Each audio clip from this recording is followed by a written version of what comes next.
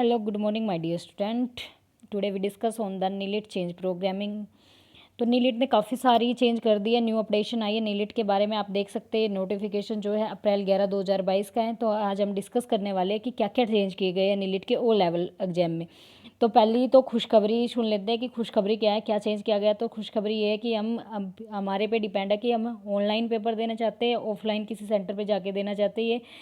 ये सबसे बड़ी खुशखबरी है हमारे लिए कि भाई अब हमें ओ लेवल का पेपर भी अब क्या कर सकते हैं, हम ऑनलाइन दे सकते हैं। ये चेंज करने का मतलब क्या है, ये इसलिए चेंज किया गया क्योंकि जो रिजल्ट है वो काफ़ी 3 महीने 4 महीने बाद आता है, लेकिन ऑनलाइन एग्जाम में अब ये कह रहे हैं कि 15 दिन में ही रिजल्ट आ जाएगा, इसलिए ये चेंजेस किए गए हैं। अब बात करते हैं कि कितने एग्जाम होंगे, कितनी प्रैक्टिकल होगी वो सब।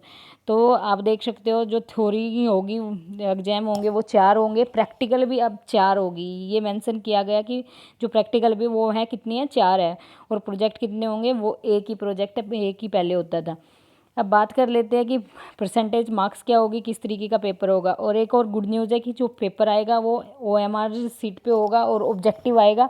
अब थ्योरेटिकल सेक्शन नहीं आएगा, सब्जेक्टिव आपको लिखने का नहीं आएगा, सिर्फ OMR क्वेश्चन ही करने होंगे। और जो थ्योरी का जो एग्जाम होगा वो 2 घंटे का होगा। ऑनलाइन ऑफलाइन डिपेंड आप पे हैं। 100 क्वेश्चन होंगे और सारे MCQ होंगे और 100 मार्क्स के ही होंगे। और जो पासिंग मार्क्स है वो 33% है। और जो प्रैक्टिकल है वो 3 घंटे का होगा। ये भी डिपेंड है कि लैब सेशन में करना चाहते हो या ऑनलाइन करना चाहते हो। और 3 से 4 क्वेश्चन इसमें कंडक्ट किए जाएंगे। और वाइवा 20 नंबर का होगा, जो हमारी प्रैक्टिकल होगी वो 80 नंबर की। तो इसमें भी हमें 33% पासिंग मार्क्स चाहिए।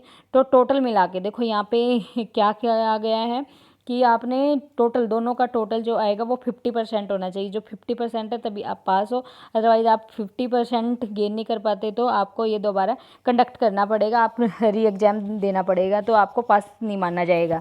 मतलब कहने का क्या है कि आपको प्रैक्टिकल में कम मार्क्स आ जाते हो और आप इसमें मान लेते हो, आप थ्योरी में 50 के 50 ले लेते हो और प्रैक्टिकल में आप क्वालिफाई नहीं हो, तो आपको उस टाइम भी क्या माना जाएगा, फेल माना जाएगा। इसलिए दोनों का एग्रीगेट क्या होना चाहिए, 50% होना चाहिए।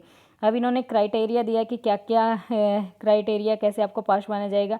जैसे आपने थ्योरी में 30% लिए और 33% ही आपके प्रैक्टिकल में है, तो टोटल पासिंग मार्क्स 50% है। तो आपको रीअपियर का पेपर नहीं देना पड़ेगा, तो आप इसको पास मानोगे। फिर उसके बाद आपने थ्योरी में 33% लिए हैं, प्रैक्टिकल में 33% क्राइटेरिया, तो टोटल आपका 50 नहीं बनता। तो 50 नहीं है तो आप क्या है, आपको रीअपियर का पेपर देना पड़ेगा।